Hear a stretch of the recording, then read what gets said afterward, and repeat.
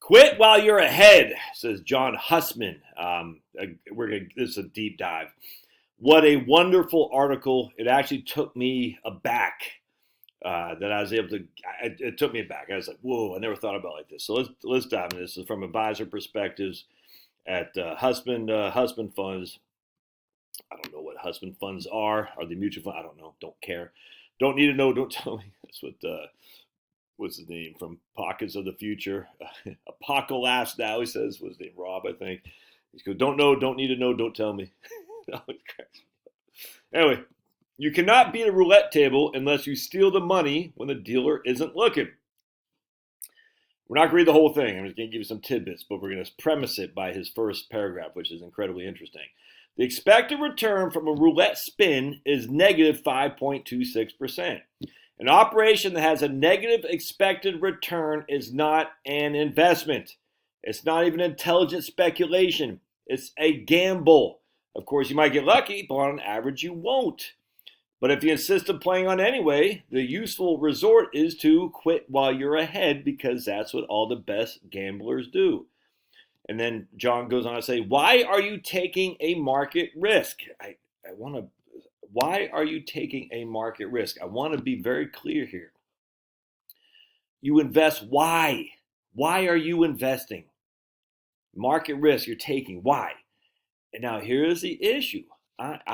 We got younger folks, middle folks, and older folks. I'm probably 10 years from retirement, my friends. So I'm at that stage. I'm taking a market risk. I'm 51 because in 10 years, I expect my returns will be better. I've made more money in the market than I would if I didn't invest. That's why I'm taking the market risk. I expect that. We're going to dive into why I expect that in just a second. On the other hand, if you've already retired, why are you taking the market risk? To get returns, to grow your money? And then you got to say, why? Why do we need to grow our money? And if we're saying because high inflation, then you say, well, do market risk, will that supplant the high inflation? Supplant, whatever the word is, I don't know.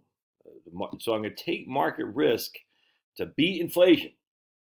Is that true? Will the market risk I accept help me overcome inflation? I don't know. I don't think so. But anyway, let's keep going. Whether you're investing for yourself or other people, you're responsible for answering the question, why are we taking market risk? The natural answer is that you expect positive and adequate investment returns to compensate for the risk you're taking. Again, why are you taking the risk? Why? Well, I am taking the risk because I think I'm going to need a higher return in the future over the next 10 years. So when I retire, I have more money. That's it. If I just retired, do I need more money 10 years from now?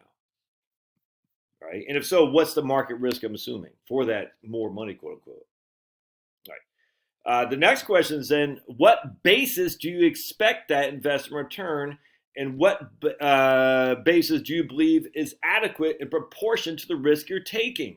Graham and David Dodd said, an investment is buying a security at a valuation that is associated with a reasonable expectation of acceptable long-term returns, based on careful analysis of the relationship between the current price and the cash flows of the business.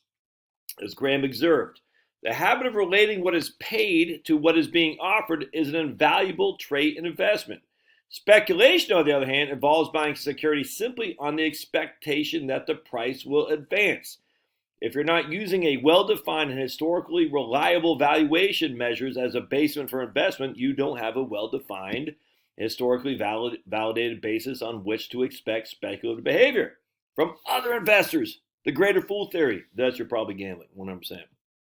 Goes on to say, intelligent investing involves careful consideration of the math that links current prices with future cash flows. Future cash flows. All right. The problem with PE ratios, price to earnings, is that stocks are not claims on a single year of earnings. A good valuation measure is just shorthand for proper discounted cash flows. And this is why, well, we'll just keep going. All right. Indeed, as the, all right, so here's the issue. Pay top dollar for top dollar. High price to earning multiple on earnings that rely on elevated profit margins. Once a high PE and a high profit margin are embedded in price, both have to be sustained indefinitely in order for prices to avoid very strong headwinds. All right, so right now, this is where I have my John, you're missing something. And it's like I was in my challenging mode of reading this, which I do all the time. Whenever I'm reading something, I read it to challenge. I don't know why. It's just who I am. And there's Pablo. And I don't like that. But I'm in my challenging mode. All right. The attention that Wall Street pays to forward operating price earnings ratios is cringeworthy. And he gives these charts right here about basically, and this is where I was, the data since 1980, and we see the higher the rate, the PE, the lower future rate of returns. So that's just the higher the valuation is, the lower the returns in the future. Now, my challenging critiquing mindset says, why are we starting in 1980? Because look, I've been following the climate change fakery for years and years and years, and they always start in 1979. Why? Because that was the lowest part of the global cooling scare from the 60s and 70s. They always start in 1979. It's nuts. And I said, well, that's Husband starting in 1980. I mean, I didn't get that because in the 1970s, the whole, anyway, that's fine. The point being is that was my initial reaction. Started in 1980 because the PE ratios were so low. And then we had a huge market run from 82 to 99. And then I'm like, I don't know. It's kind of reminds me again of starting the climate change, the global warming in 1979. All right, let's keep going here. There's a bunch of other charts which kind of bore me, but then he says, okay, right here. Regardless of which measure you choose in terms of valuation as a ratio to historical norm, you'll find the estimated 12-year average annual return for the S&P 500 is negative because of current levels of valuations relative to historical norms. And again, I'm sitting there thinking, I can't believe this guy's missing it. I can't believe this guy's missing it. I'll share with you what he's missing. It turns out he didn't, and he really made me think differently. The only debate is how negative. Investors do not somehow put their money to work by chasing stocks at a record. I completely agree. All right. Some math stuff, and I'll link the article, you can read it. But then he goes right here. This is where he freaking struck me out. Did you need to adjust the expected return calculation for the level of interest rates? No, you do not. Again, he's looking at negative returns over the next 12 years. And he said, and the question is, well, John, interest rates, you got to look at the alternative investing, and interest rates are low. And he says, okay, we do not need to adjust it for interest rates. It's still negative projected returns, according to John Husband. And here's why. Given any set of future cash flows, the current observed level of valuation is sufficient statistic for the expected rate of return. The fact that the discount rate is identical to expected rate of return may seem obvious, but clearly not to Wall Street. See, low interest rates may very well encourage investors to use a low discount rate relative to stocks and therefore pay higher valuations. But once high valuations are in place, the low future expected returns are also in place. In other words, low interest rates may encourage rich valuations, but they do not mitigate the poor subsequent market returns that result from those rich valuations. I hope that makes sense. So basically what he's saying is, look, low interest rates, people may have bought up the price of stocks because of low interest rates. But the stocks are high now. That doesn't mean the low interest rates will sustain those prices for years to come, if that makes sense. And I never thought about it like that. So yes, the reason the stock prices are high is because of low interest rates. I get that because you're competing. You're saying, look, we got stocks, bonds, and real estate, essentially the big three. If real estate's high, bonds are high, and stocks are lower, people buy up stocks. If real estate's high, stocks are high, and bonds are lower, people buy up bonds. Except they expect the future returns of stocks to be higher. It's called the equity premium. And then you're like, what's that based on? Well, they're based on, we expect the bonds to continue to be elevated. But then you got to say, but that's not what's happening, man. The rates are being raised right now. Now, I think that's freaking bad. I think it's stupid. But don't fight the Fed. So you have high elevation of stocks because of the low interest rates. If interest rates go up, what does that inherently mean? It means you should quit while you're ahead. So I'm not going to read the rest of the article, but because I have never thought about it like that. I always thought, well, low interest rates lead to high valuations. Yes, but we're investing for the future, for the future growth of the portfolio. Why are we taking market risk? All right, so let's go back to what I believe is going to happen in the markets. And I get this on the Vanguard stuff, the capital models market.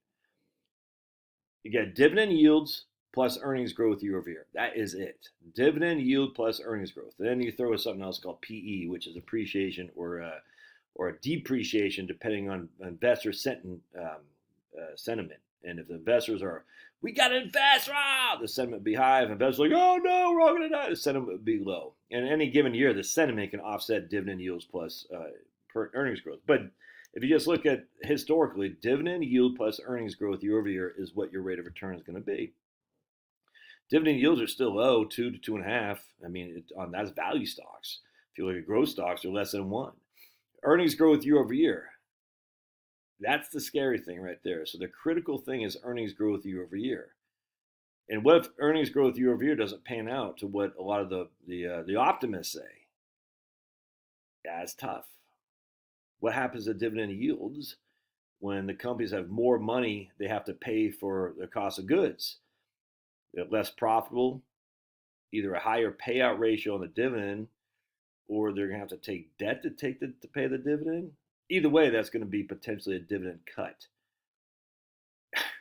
Anyway, something like this makes something like the Wellesley Fund look so much better, man, because you're sitting there thinking, okay, well, bonds will get crushed on the short end, and they've already down 9%. So I think the crushing is kind of behind us. But while bonds could get reduced in the short term, the higher interest rates mean it's going to be tougher for stocks to compete because alternative investments look more attractive because bonds are down and they're giving you a guaranteed income, especially government bonds, where stocks are not. In fact, the stocks price of goods, cost of goods sold, COGS, is going up pretty significantly. If they don't have the positive cash flow, how are they going to pay the dividend? And that's if even they pay the dividend. So if the earnings start declining because higher prices, higher labor, which is the most expensive for a business to operate, and earnings start to decline, harder to ship products across the world, free cash flow is not going to be used for the dividend payout. Free cash flow isn't used for the dividend payout, or they use more of the free cash flow to use for the dividend payout. That's not a sign of increasing dividends. And I could be wrong. I'm just saying, if you've won the game, quit. I.e., if you just retired, it's time to freaking lock in some games, man. Now, again, if you're 10 years out, 20 years out, just keep plugging, keep plugging, keep plugging. There's nothing to do differently. But if you're right there on the cusp, man, quit while you're getting ahead. I'm telling you. The Wellesley Fund just is a great place to be, in my opinion. All right. Love your thoughts. We'll see you.